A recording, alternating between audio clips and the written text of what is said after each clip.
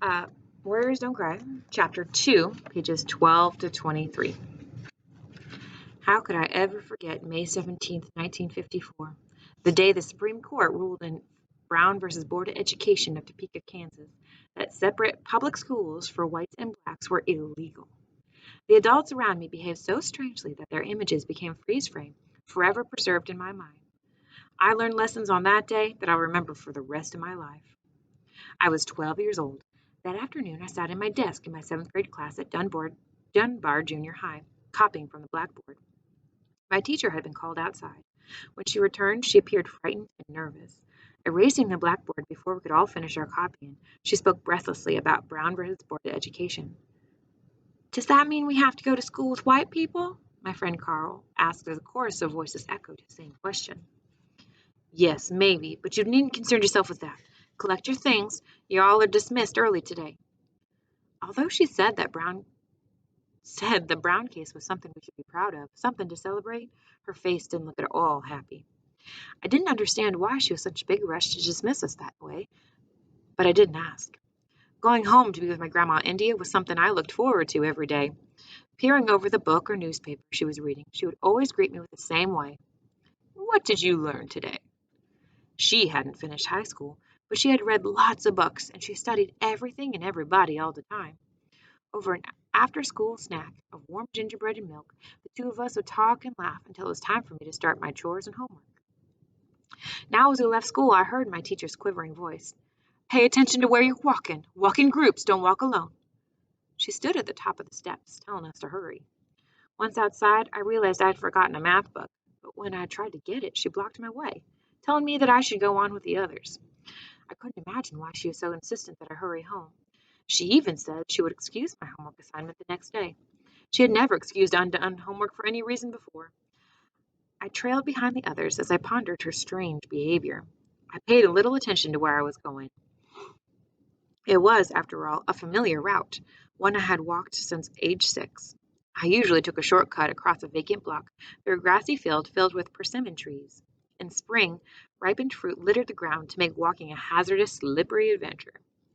Sometimes it wasn't always safe to take that shortcut because of Marissa.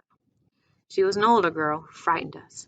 She would suddenly become very mean, striking out for no reason. I would be walking along that path, and all at once I'd be attacked by a shower of overripe persimmons. There was no way I could protect myself or fight back because Marissa was so big and overpowering. At 12, I was considered tall for my age. Most folks thought I was 15, but Marissa was even bigger.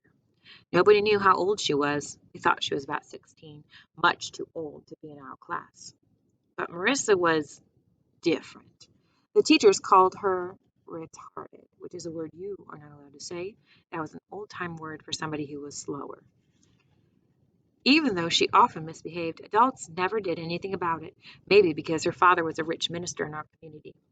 As I crossed the field, I knew that I risked having Marissa rush out of the bushes at any moment, but I also knew I could get past her if I gave her my lunch apple or my allowance money.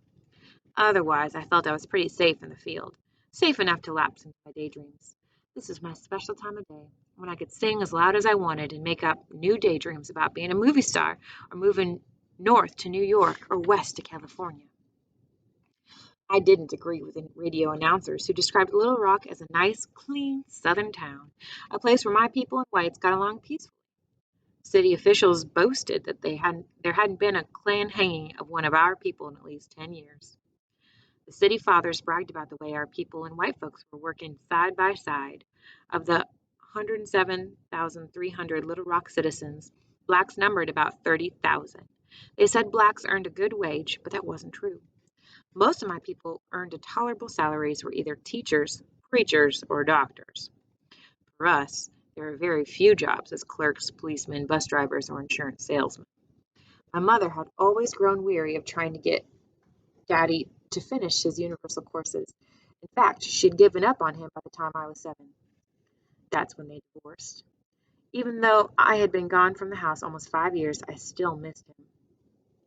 Most often at dinner time and on the evenings when we gathered in the dining room for family games, it made Conrad and me sad not to have him there. Often, on those walks home from school, I daydreamed that we were family again, that Daddy finished school to make Mama happy, and that she cancel the divorce, and let him come back home. As I entered the persimmon field, I sank deep into my thoughts, but a few steps past the big tree at the front of the path, I heard a rustling sound. I stood perfectly still, looking all around. I didn't see a soul. Suddenly, as I came near the end of the field, a man's gravel voice snatched me from the secret place in my head. "You want to ride, girl?" He didn't sound at all like anybody I knew. There it was again, that stranger's voice calling out to me. "Want a ride?" "Who is it?" I asked, barely able to squeeze the words out. "I got candy in the car. Lots of candy." I crept forward then, and then I saw him. A big white man, even taller than my father, broad and huge like a wrestler. He was coming toward me fast. I turned on my heels and fled in the opposite direction, back the way I had come. "You better come on and take a ride home. You hear me, girl?" "No, sir," I yelled. "No, thank you." But he kept coming. My heart was racing almost as fast as my feet. I couldn't hear anything except for the sound of my saddle shoes pounding on the ground and the thud of his feet close behind me. That's when he started talking about niggers, wanting to go to school with his children, and how he wasn't going to stand for it. My cries for help drowned out by the sound of his words, but he laughed and said it was no use because nobody would hear me. I was running as fast as I could. The lace on my shoes came untied. My feet got tangled. As I hit the ground, I bit hard on my tongue. I felt his strong hands clutch my back. I bolted up, struggling to get away. He pulled me down and turned me on my back. I looked up into his face, looming close above mine, like the monster on a movie screen. I struggled against him, but he was too strong. He slapped me hard across the face.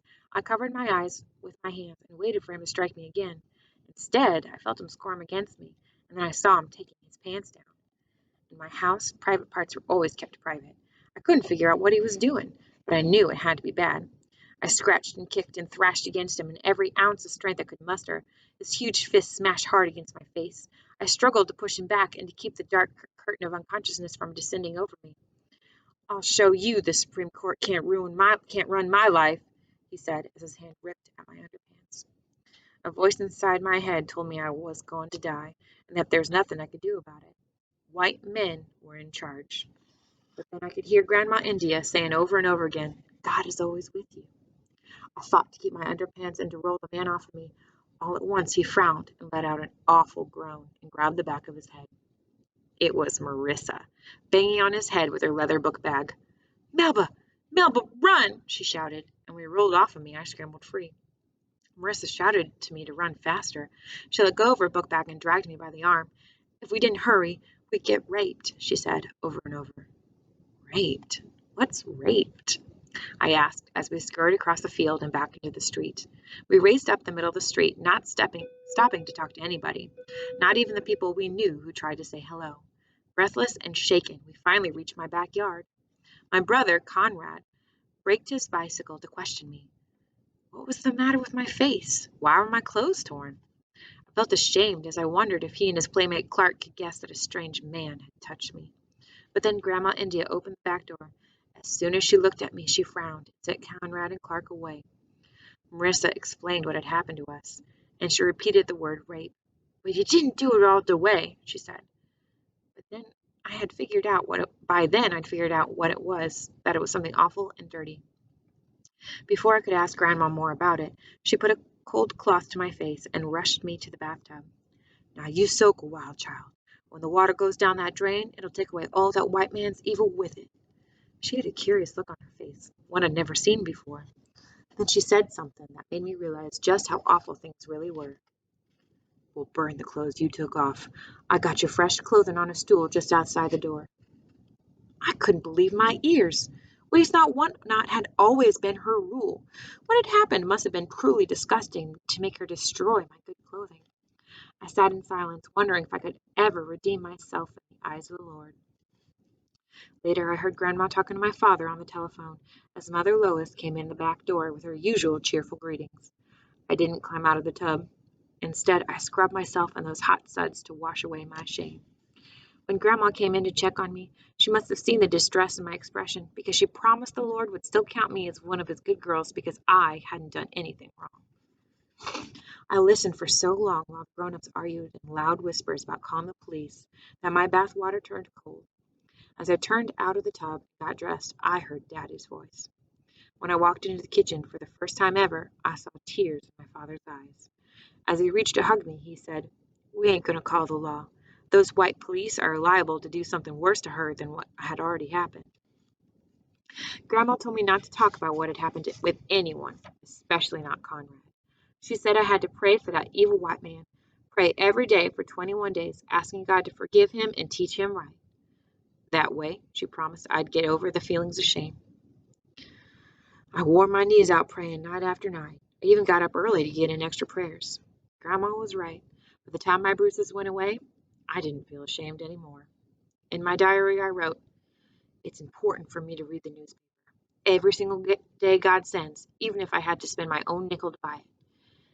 I have to keep up with what the men on the Supreme Court are doing. That way I can stay home on the day the justices vote decisions that make white men want to rape me." The daily papers were full of news about the Brown versus Board of Education case. Little Rock's white people were saying the same things as the raping man had said. I couldn't imagine that they would ever change their minds and allowing their children to get to go to school with me, no matter what laws those men on the Supreme Court made. But on May 24th, 1955, the newspaper said that Little Rock School Board had adopted a plan to limit integration to Central High School. They weren't going to allow it to actually begin, however, for 2 years, not till September 1957. When my teacher asked if anyone who lived within the Central High School district wanted to attend school with white people, I raised my hand. As I signed my name on the paper they passed around, I thought about all those times I'd gone past Central High, wanting to see inside. I was certain it would take a miracle to integrate Little Rock schools, but I reasoned that if schools were open to my people, I would also get access to other opportunities I had been denied, like going to shows at Robinson Auditorium or sitting on the first floor of the movie theater. By December 1st, 1955, I began to realize that Grandma was right. Our people were stretching out to knock down the fences of segregation. I read in the newspaper that one of our people, a woman named Rosa Parks, had refused to give up her seat to a white man on an Alabama bus. Her willingness to be arrested rather than give in one more time led to the Montgomery, Alabama bus boycott. I felt such a surge of pride when I thought about how my people had banded together to force a change. It gave me hope that maybe things in Little Rock could change. On February 8th, 1956, the NAACP filed suit in federal district court to make the schools integrate immediately. Referring to a poll that said 85% of all Arkansas's people were opposed integration, Governor Orville Faubus announced his refusal to support the integration of our state's schools. In early August of 1957, Johnny Mathis had his first big song, "Chances Are," on the hit parade. That month, a Mrs. Clyde Thomason, secretary of a new group called the League of Central High Mothers, filed a petition for an injunction to keep the Little Rock School Board from carrying out its gradual integration plan. About that time, I decided to quit worrying about whether I should tell my parents I'd signed up to go to Central.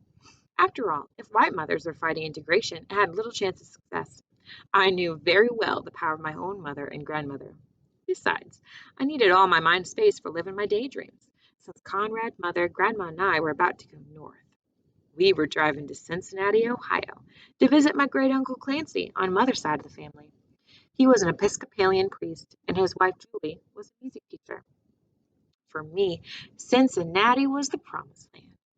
After a few days there, I lost that Little Rock feeling of being choked and kept in my place by white people.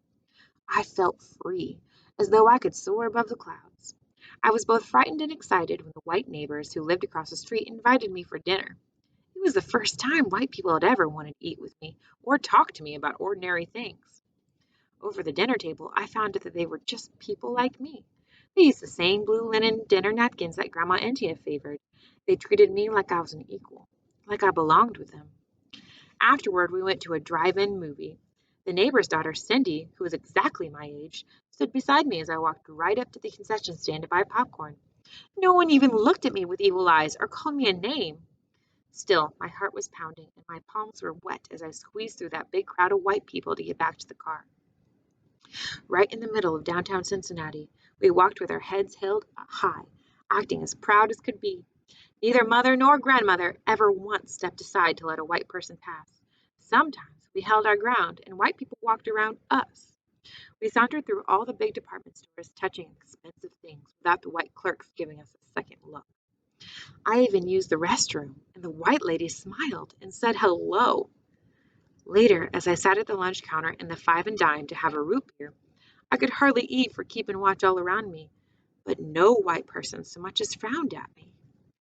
That evening, Uncle Clancy took us to a fancy restaurant where a white waiter smiled and bowed and asked if I wanted anything. Melba will be hard to get along with after all this spoiled treatment, Mama said as we ate, laughing. Um, sorry, laughed and talked. I've never had lobster or cottage fries before, or had a white man play the piano just to make my meal go down easy. It was mid-August, and we'd been in the Paradise for more than a week. I was wondering how I could tell Mama I wasn't ever going back to Little Rock. I planned to beg and plead with my Uncle Clancy to let me live with him and finish high school in Cincinnati.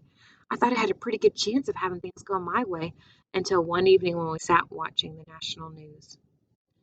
That was your father on the phone. Mother appeared to be annoyed as she spoke. He said to pay close attention to the news because he got a call today saying Melba's been assigned to go to Central High with the white people. All ears perked up when the announcer started talking about Little Rock. He said 17 children from my community had been selected to enter the all-white Central High School in the 1957 fall term. Grandma stood and walked over to the television set, signaling for us to be silent. The announcer talked about Thurgood Marshall and the NAACP asking the federal district court to start integration immediately. A judge had agreed and issued an order preventing Mrs. Thomason and her mother's group from interfering. We all stood like statues as the newsmen talked about Little Rock segregationists who were determined to stop our children from entering a white school at any cost. I couldn't make myself stand still. An awful fear vibrated through my body. Conrad asked if he could go too. Grandma India said an emphatic no. By then, Mother was pale, her lips drawn tight as she glared at me. All of them circled around me with horrified expressions. They looked at me as though I had lied or sassed Grandma or grown a second nose. I stood in the middle of the room, hoping the floor would swallow me up as they grilled me. When had I planned on telling them? Why did I sign my name to that paper saying I lived near Central and wanted to go without asking their permission? Did I consider that my decision might endanger our family? All the while I was trying to back away from their harsh inquisition. I no longer cared the least bit about Little Rock. I just wanted to live right there in Cincinnati. It was like a nightmare. Suddenly my joy and freedom ended. All night they yelled and paced in disgust. By morning, Mama wasn't talking to me. She ate breakfast with a frown on her face, and Grandma's mouth was poked out. But she talked to me, saying over and over again that I was too smart for my own britches. That was the end of my vacation. We hurried home to begin living a life I had never imagined in my wildest dreams. Grandma called it all Hades breaking loose.